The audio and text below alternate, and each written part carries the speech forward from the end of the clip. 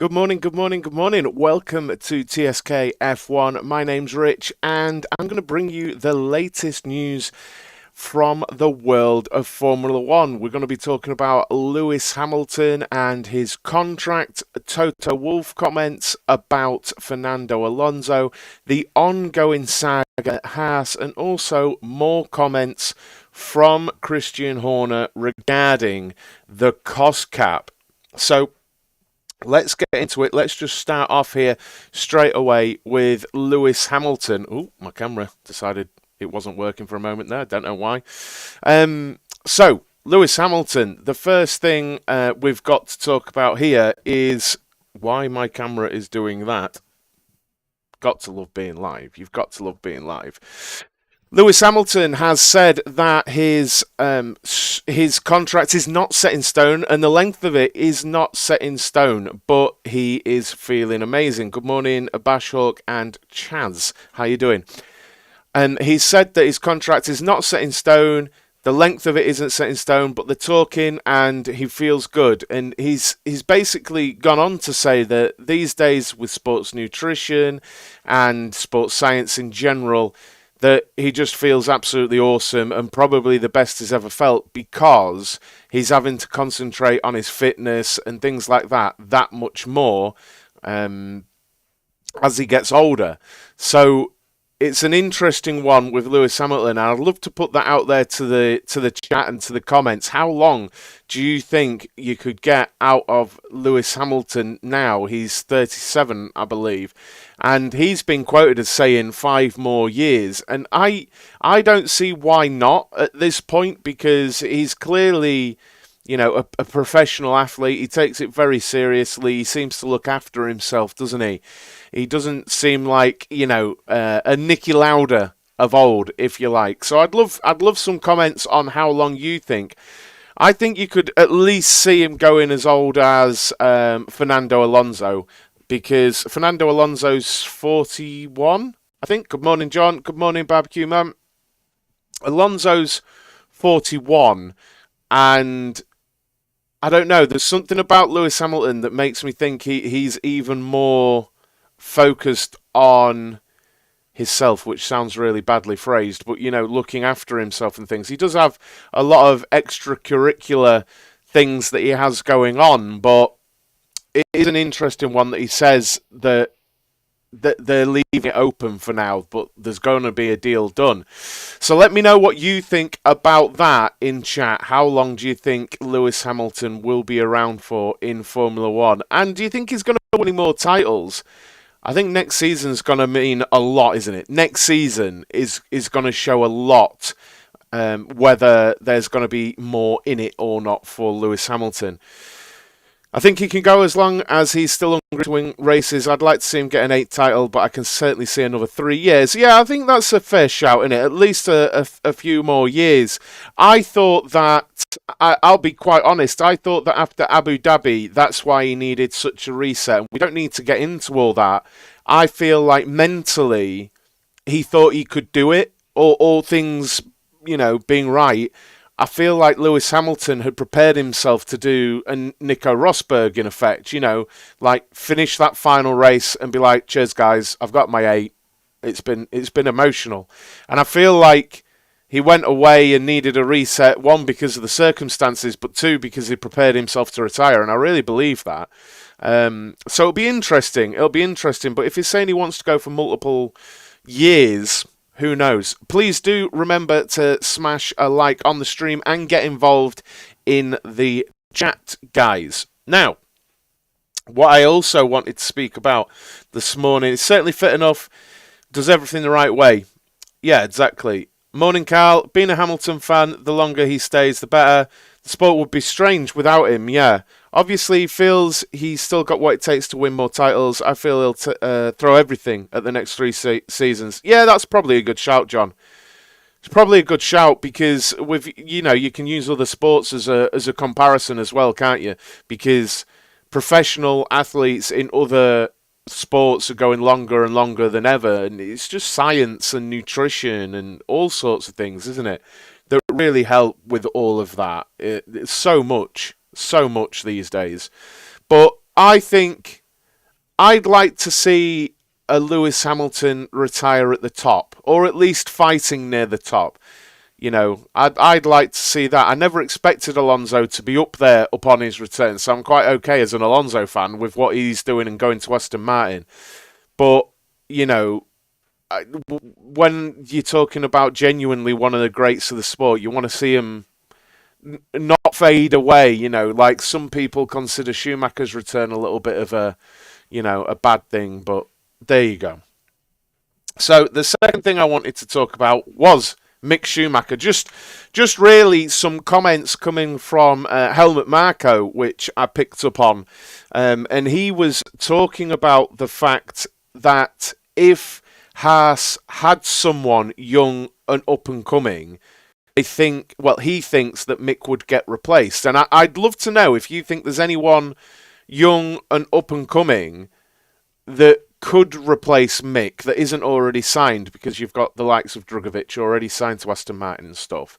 Is there anyone young and up and coming that you think could replace Mick? And Helmut went on to say he feels it's about sponsorship money. And actually, for once, Helmut is making sense at saying how the difference between 10th and 8th in the Constructors' Championship is millions and millions of dollars, which we all kind of know anyway. So he thinks that if there was a really bright, young and up-and-coming driver, that Haas would have gone for them already, but they're basically weighing up their options with Nico Hulkenberg, and that he would choose Nico Hulkenberg over Mick Schumacher for a steadier pair of hands that's more likely to deliver points. I think it's really, really, really difficult to say at the minute. I do believe that on that basis, Hulkenberg is probably a safer pair of hands, but I also genuinely think that Mick Schumacher could be given another season or two, at least another season, to get those youthful rookie mistakes out of him. I genuinely think that he could do that. Anyone else's screen blacked out and cannot see Rich? Well, everything looks okay this end, mate. I think it's you, Jamie. Give it a refresh, mate. If they change the super license, I can see an American driver. I don't see that happening, to be honest. Not in the short term, anyway. I don't see that happening in the short term. So I suppose that's a question for you guys as well. Would you, in Haas's position, give Mick another year? I mean, I'm biased. I think he needs another year. And then really assess it. If he's not delivered anything next year, then okay. But I can't help. I used to really, really, really rate Hulkenberg, but I can't help but feel that is such a beige step. It's not even particularly safe, because Hulkenberg has had flashes of excellence in his career, but he's had a lot of mediocrity. I think most people would agree with that. He obviously went to Le Mans and he won there, but if you're looking to replace Mick, I really don't see Hulkenberg as the answer. I really don't. I think there are many drivers you would put ahead of Hulkenberg. I would anyway. So it just seems an odd thing. Would they really pair Hulkenberg and K-Mag? Not exactly the best mates, are they? They've both come out and said yes, that's absolutely fine. So I guess so. I think Mick is a better driver than he is made out to be. He's just been unfortunate. Taking Hulkenberg would be a step down. I kind of agree. Good question, but will Audi take him if he doesn't perform next year at Haas? I wasn't aware Audi was even an option for Mick anyway, so I think an Audi link isn't a bad idea, but I've not seen any substantial anything to say Audi wanted Mick anyway. It makes some kind of sense anyway, doesn't it, having Mick with Audi, and I think that could possibly be a good fit, but who knows? Who knows on that? It's not a bad shout. Danny Rick and Mick Schumacher Mick Schumacher would be better than Hulkenberg, except Danny Rick has zero interest in going to Haas. He's said that publicly. He has no interest whatsoever of going to Haas. So that one, even if people think Danny Rick would be a good fit, he has no interest in going to Haas. He's said in multiple interviews about that. So for once, I think Helmut Marko was talking sense, but it has no forward plan. It has no forward plan, but I guess Haas would be banking on the fact they could probably get a couple of seasons out of Hulkenberg. But wait, I don't think it's going to be a terrible amount of time before we start to really find out the nuts and bolts of that. Please do make sure you're hitting that like button on the stream, guys. Third bit I wanted to talk about was Ted Kravitz. Well, not Ted Kravitz, Sky Sports, and clearing the air with Red Bull. For those of you that view the sport on on Sky Sports, and are Red Bull fans, this will probably be welcome news that the chief of Sky Sports Formula One is visiting the Milton Keynes factory of Red Bull today, actually Monday, to hold sort of clear the air talks. There's been the director of F1 TV at Sky Sports and also another chief have spoken to Red Bull, and they've agreed to sort of draw a line under the issue, but they're going to hold actual face-to-face talks to see if they can clear up the issue. With Ted Kravitz, who I've put on screen behind me, making some comments that Max Verstappen took exception to, and then the team stood behind Max Verstappen, where he had a bit of a slip up and called Lewis Hamilton an 8-time champion and things like that. And I would say that it's all been blown way out of proportion and distracts from the cost cap stuff absolutely fantastically and conveniently for Red Bull. But I think it's been blown way out of proportion, really. There's been a lot of people on about broadcasters being neutral and not sharing their personal opinions and things, but that's literally what they're there for. I think Ted just said the truth. He didn't attack Red Bull. It wasn't their fault. Well, this was the thing. He didn't say anything specifically about Red Bull. He just said Lewis was robbed. I feel like they've been fed a massive misinterpreted version of what Ted said, and they've just said, because I kind of agree, John. And I think the thing is, people, for some reason, are forgetting how much generally Ted Kravitz is loved within Formula One broadcasting. A few seasons ago, if you're not from the UK, I don't know where Ted Kravitz's analysis is broadcast apart from the UK, but a few seasons ago, it seemed like Ted Kravitz was gone from the Sky Sports coverage, and for me, his analysis is fantastic. Yes, he has a cheeky dig here and there about all sorts of people, actually. But that's kind of why I like Ted. And he does this segment called Ted's Notebook, where he literally has a notepad and he wanders down the paddock and he gives an inside analysis of how the teams have done. And it's one of the best parts of the Sky Sports coverage, if not the best parts for me. And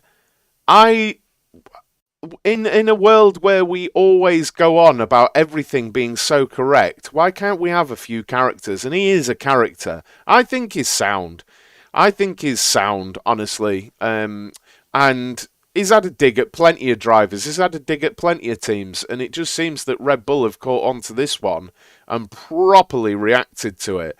So I like Ted Kravitz. I hope it gets sorted, and I hope his job is safe, because he seems sound and he has digs here and there. And yeah, there's that. It happens. And I like his analysis. Ted is really good with his analysis. Don't let Horner catch wind of you discussing it. He will boycott for his team's mental health. Well, I mean, he can boycott me as much as he wants. Ted has been highly critical of Merck. Yeah, I've seen him be critical of Merck. So next thing, Toto Wolff making comments about Fernando Alonso.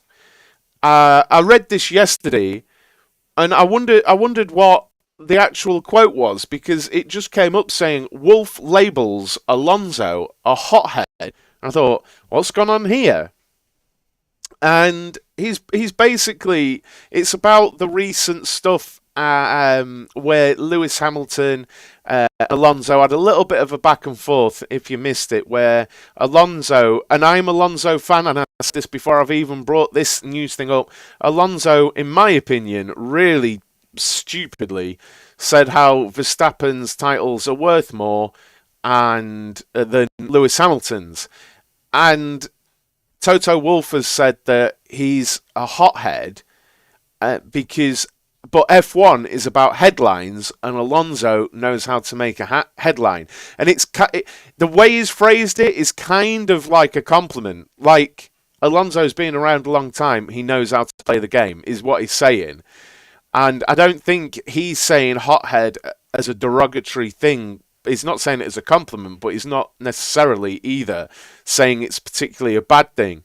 But Toto saying it doesn't bother Hamilton in the slightest what was said.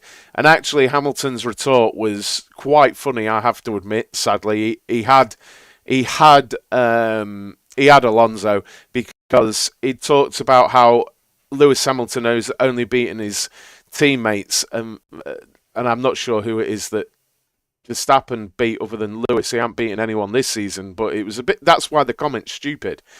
And Lewis Hamilton just tweeted a picture of him above him on the podium when they were at McLaren. So it's a bit of a silly one, but Toto Wolff saying that he's a hothead and he knows how to make headlines. I do like Alonso, but he sometimes, even as a fan of his, he says stuff and you just think, oh, dude, why did you say that? And my opinion of it was he just needs to sort of drop the whole anti-Lewis thing. Deep down, he's probably a great guy. This is the thing as well, isn't it? I think we've heard plenty that Alonso speaks his mind even on team radio to his team. Like when he was at McLaren, I know people mock it, but GP2 engine and all that stuff. But characters, I suppose I have to take the same stance with Alonso as I do with Ted Kravitz. We don't want to water those kind of comments down, because really, they're not doing any harm.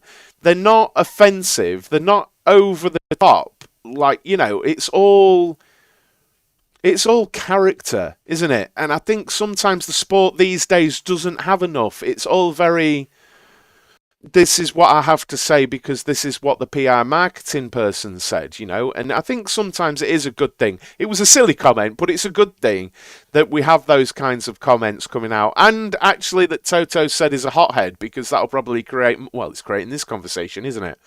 So the respect between them is there, just needless comments. I agree. I think they have it. I think they have that respect, don't they? And really, the last thing that I wanted to speak about this morning was Christian Horner making some comments about the cost cap. It was an interesting one, really. I don't know about anywhere else in the world, but in the UK, energy prices have absolutely soared, like gas and electric. And he's quoted as saying that he believes up to 6 teams next season will be found to have broken the cost cap.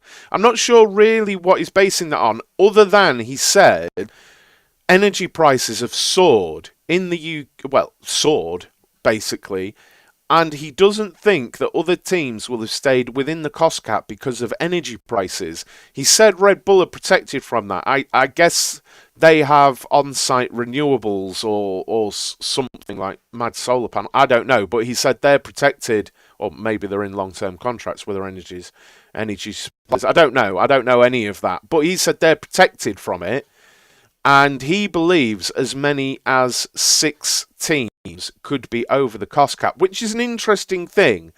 Was it Horner that was complaining about leaks, about their cost cap breach?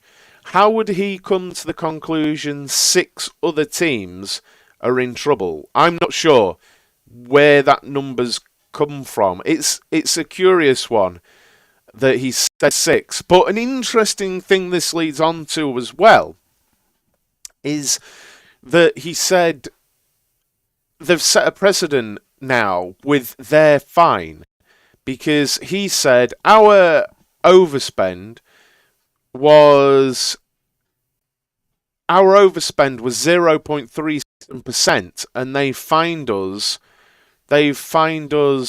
$7 million, and they've set a precedent with that. So what if someone overspends by 3% or 4%? Are they going to increment that fine up? You know, are they going to, 0.37% is worth that? Like, is 0.5% a $10 million fine? And are some teams going to get gigantic fines next year? But he seemed quite sure that 6 teams are in trouble for next season because of cost. The wind tunnel uses a huge amount of energy. Well, this is the thing.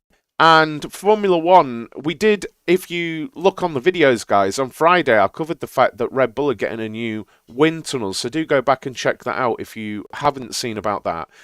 But Formula One are talking about a series-wide ban on wind tunnels by 2030, with actually Horner commenting that simulation is the way forward and everyone's using simulation. Now, this is some politicking for sure, because Red Bull have just spent on their wind tunnel.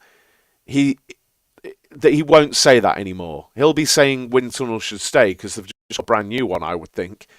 But before they got a new wind tunnel, he was saying how it's silly, everyone should be doing simulation, nobody should be using wind tunnels. And now, because they're getting one, I think he's going to change his tune and want to stay with a wind tunnel. But apparently, when they had their... I don't know what they would call it. But they had a meeting about a rule and whether they should go forward with it. But basically, the wind tunnel, all teams unanimously agreed the idea that Formula One should do away with wind tunnels. They all unanimously agreed that. There are no details on that, but it was basically, we think, FIA, F1, you guys should get rid of wind tunnels by 2030. Do you agree to that as a concept? And unanimously, all teams agreed to that. So it is an interesting one. I read, again, someone can correct me. I read it costs £25,000 a week to run a wind tunnel. Now, I don't know whether that's 24/7 or that's to fire it up and do the runs that F1 teams are allowed. I don't know. But if that's just in energy costs, that is a staggering amount of money, isn't it? Were they not allowed an inflationary percentage rise within the cap? Yeah, but I think they cited logistics, John. I haven't got those facts on me right now, but I remember seeing Horner talking about logistic costs have gone up and things like that. How would it affect the cars in F1 with no wind tunnel? I think what you would see, Barbecue Man Gaming, is an increase in CFD and supercomputer usage. Now, all the teams have got lots of it. There used to be a team, I believe it was Manor, that put all of their development into CFD, and they didn't use a wind tunnel, and it didn't go all that well for them, but they were never a fully funded team.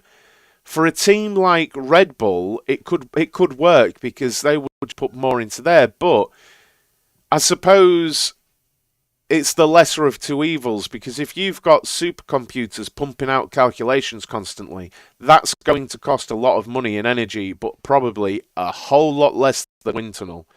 So, you know, while it's still not great, it's a lot better than having a wind tunnel powering the turbines and things like that.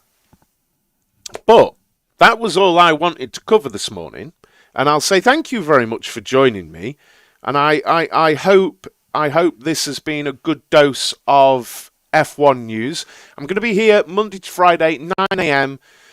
to do this show up to about 30 minutes long, and then, like now, I'm going to go over to Facebook Gaming and do my F1 Manager stream, so go over and check that out at Pit Lane Sim Racing over there.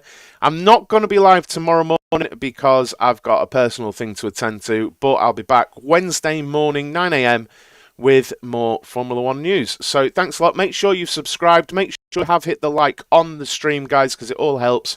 Thank you so much for being here, and see you on Facebook in a couple of minutes. Thanks a lot. Cheers, guys. Bye-bye.